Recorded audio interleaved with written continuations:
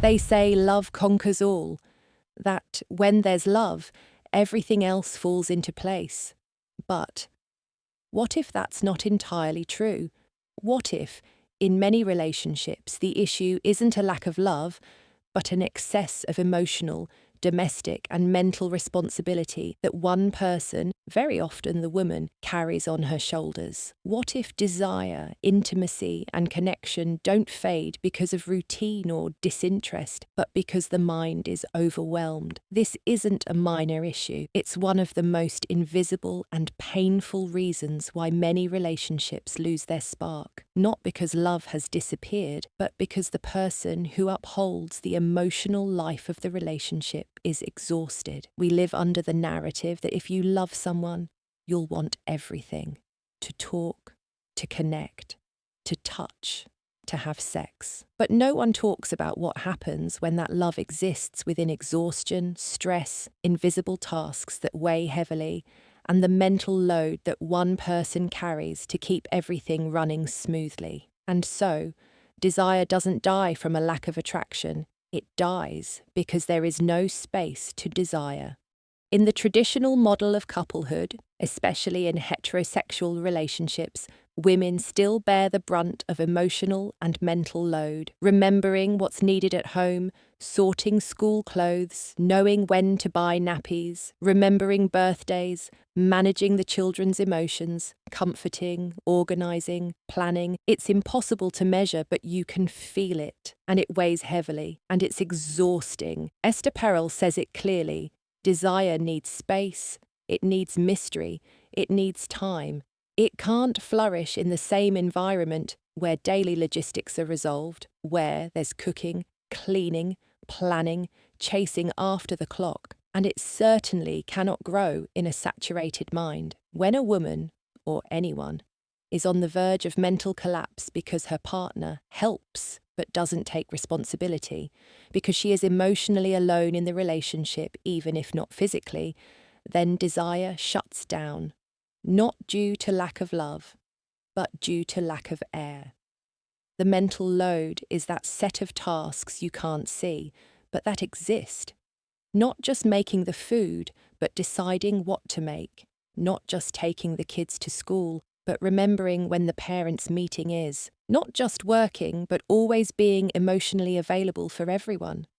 It's being aware of what's missing, what's broken, what needs to be bought. It's living with a constant mental list that never ends and that no one else seems to notice. This isn't a minor issue in relationships, because while one person helps occasionally, the other is in constant management mode, and desire does not coexist well with that. It simply can't, because desire is spontaneous, playful, free, and the mental load is weight, responsibility, exhaustion.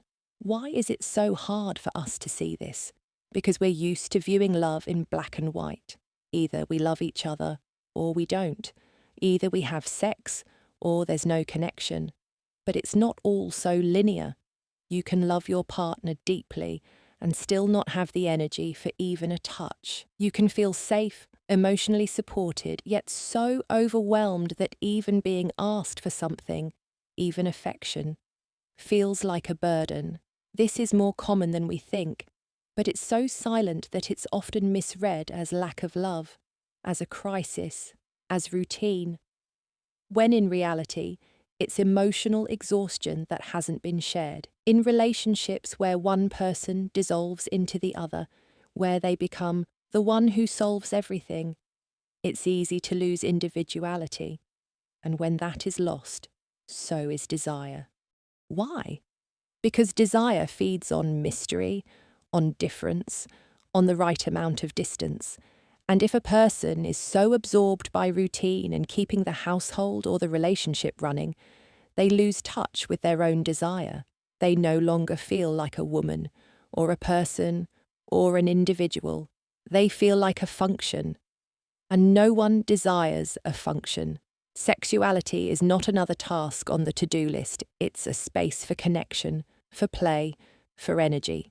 But if your mind is in checklist mode, it's incredibly difficult to enter into pleasure mode. We've been sold the idea that we can do it all, that you can have a career, a family, a partner, children, personal time, and still be emotionally available. But that idea isn't realistic. Something always gets sacrificed, and often what gets sacrificed is desire, the body, spontaneity. Esther Perel puts it clearly. It's not just about how much your partner desires you, it's about how much space you have to desire. Because if your life consists solely of responding to external demands, there is no room for desire to emerge. And when that desire is missing, it's not because you've stopped loving, it's because you feel empty. So, what do we do about this? First, we name it. We put it into words. We stop saying, I'm tired, and start saying, I'm mentally overloaded. Because being physically tired is one thing. Feeling like you're the only one thinking about everything is another. Then we share it. Not as a complaint, but as an invitation to see the invisible. Because often, the person beside us simply doesn't realize, and it's not out of malice, but because they've never had to see it. Then we redistribute, not help, not do favours. We co-own the responsibilities, because if we live together, then what happens at home, emotionally, logistically, belongs to both of us. And finally, we recover the self. We make space to be ourselves again, not just a mum, not just a partner, not just a support system. We reconnect with what gives us pleasure, with what lights us up, with what brings us joy. Because when you return to yourself, desire returns too, not as an obligation, but as your own fire, asking for space, sharing responsibilities, setting boundaries. It's not selfish. It's caring for love, because love cannot survive silent resentment or the emotional overload that goes unspoken. Someone might hold on for a long time without complaining, but the body feels it. Desire notices. The relationship begins to show cracks, and that's when we start thinking there's no more love. When, in truth, what's missing is balance.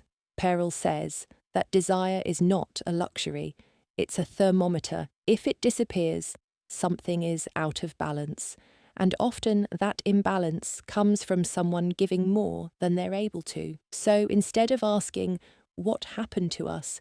We might begin by asking, how are you really? Instead of trying to fix the relationship with romantic dinners, perhaps we need to start in the kitchen with, I'll take care of it today, or have a rest, I'll handle it. It's not just about talking about love, it's about how we sustain that love, who thinks, who carries, who plans, how everyday life is organised, and who remembers everything. Because that too builds, or breaks, a relationship. When a couple operates from equity, desire has space to exist because both people feel seen, cared for, valued, and when that happens, you don't have to force desire. It returns on its own, because the body relaxes, the mind clears, and the self re-emerges. Sometimes the greatest act of love isn't kissing or cuddling or having sex. Sometimes it's looking at your partner and asking, what can I do to make you feel less alone? What are you carrying that I'm not seeing? What do you need in order to be yourself again? That's loving with awareness, with presence, with the desire for the other person to be well, not just with you, but with themselves. And that, inevitably, rekindles desire. When you feel something has gone dull in a relationship, when desire is missing and everything feels like routine, don't rush to think it's a lack of love. First ask, who's holding everything together? Who's collapsing in silence? Who has lost time for themselves? Who has become a function, a checklist, a logistical system? Because the answer might be right there. It's not a lack of love, it's an excess of mental load. And when that is recognised, shared and transformed, love can breathe again. Desire is reborn. The relationship rebuilds itself from a fairer place, a realer one, and a more human one.